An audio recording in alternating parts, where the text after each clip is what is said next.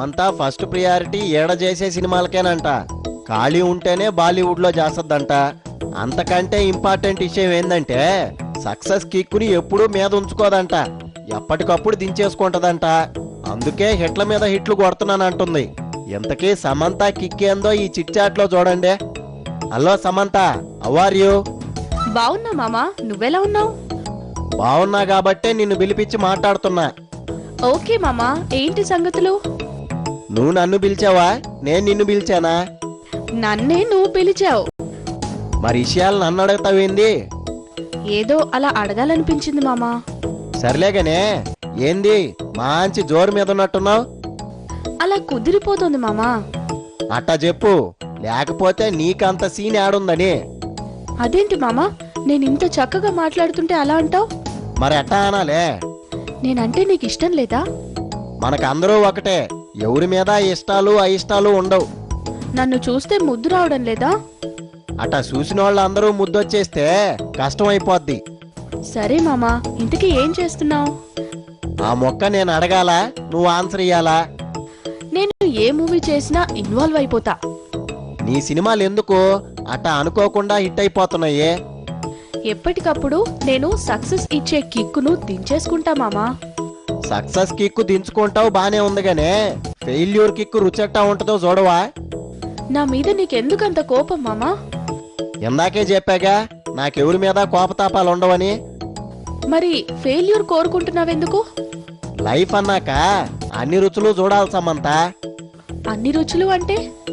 Only success రుచే చూస్తే failure రుచి అట్టా తెలుసుద్ది. అది లైఫ్ లో మామా, మూవీస్ మాత్రం సక్సెస్ అయితేనే బాగుంటుంది. అట్టా అలవాటు పడిపోతే ఒక్కడ తగిలితే తట్టుకోలేవు. మరేం పర్వాలేదు, నేను తట్టుకోగలను. సరే, నీకంత ధైర్యం ఉంటే పర్లా. ఇంకా ఏంది మందలా? దూకుడు మూవీ నా కెరీర్ లో మర్చిపోలేను మామా. ఏం మాయ చేసావే కంటే గొప్ప సినిమా అంటావా? అలా కాదు కానీ, ఏమాయ్ చేసావే నా ఫస్ట్ మూవీ, అదెప్పుడు స్పెషలే. దూకుడు సినిమా క్రెడిట్ అంతా మహేష్ దే కదా. నేను చెప్పేది అది కాదు మామా. ఇంకేంది? ఆ మూవీ ఇచ్చిన సక్సెస్ కిక్ ఎప్పుడో దించేసుకున్నా.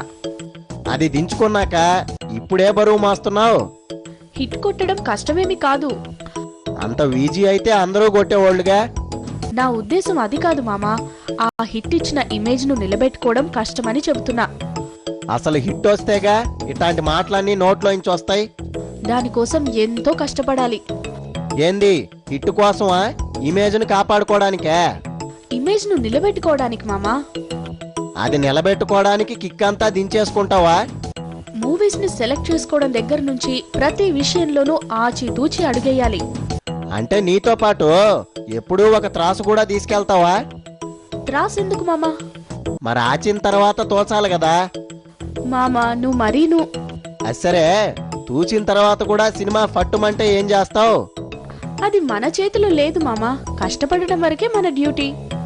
అనుకోకుండా సినిమాలు హిట్ అయిపోతుంటే అట్టాగే ఉంటదిలే. ఇప్పుడు నా దృష్టి అంతా ఈగ మూవీ పైనే మామా. సినిమా రిలీజ్ అయ్యాక దోమలు దోలుకోవాల్సి వస్తుందేమో. ఇట్స్ డిఫరెంట్ మూవీ, డెఫినెట్ గా ఆడియన్స్ కి నచ్చుతుంది. మరి అరవు తెలుగులో చేస్తున్నావుగా, కష్టంగా లేదా? కొంచెం ఇబ్బందిగానే ఉంది, బట్ మేనేజ్ చేసుకుంటున్నా. నువ్వన్నీ బానే మేనేజ్ చేస్తావా? అన్నీ అంటే ఏంటి మామా? ఆ, అన్నీ వివరంగా ఇప్పి చెప్తారు. పో మామా, చెప్పకపోతే మానే. బాలీవుడ్కి వెళ్లే ఛాన్స్ ఏమన్నా ఉందా? గౌతమ్ మీనన్ మూవీతో ఎంట్రీ అవుతున్నట్టు ఈ మధ్య వార్తలు వచ్చాయి.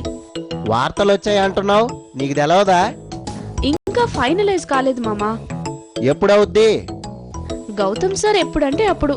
కానీ ఇంకా కానీ పరక బేడా ఏంది? అంటే నా ఫస్ట్ ప్రయారిటీ సౌత్ మూవీస్ కే మామా. ఆడ యాక్ట్ చేసేదాకా ఇట్టాగే చెప్తారులే.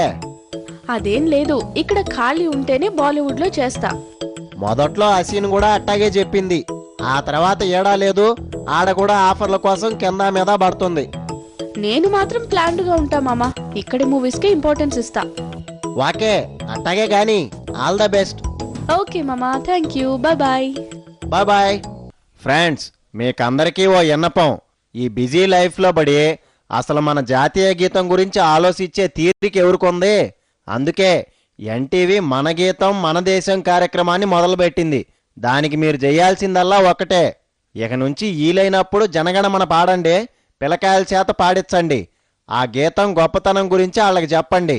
ఎన్టీవీ మీ అందరినీ కోరుకునేది అదే.